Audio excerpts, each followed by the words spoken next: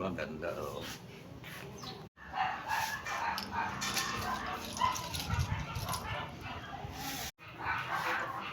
Yeah, yung mga anak mo.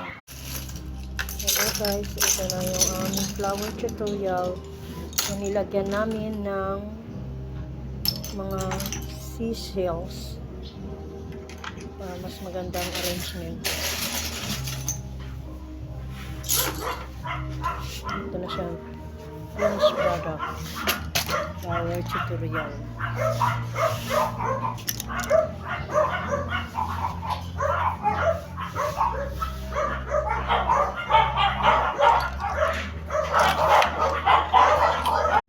Hello guys, good morning. Ito yung mga ginagawa namin mga bulaklak.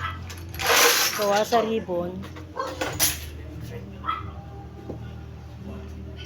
Ang display sa loob ng sala. DIY flower tutorial. Ngayon ay ito na ngayon siya.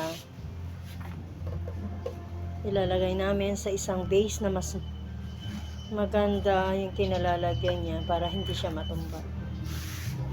Guys, panoorin nyo guys.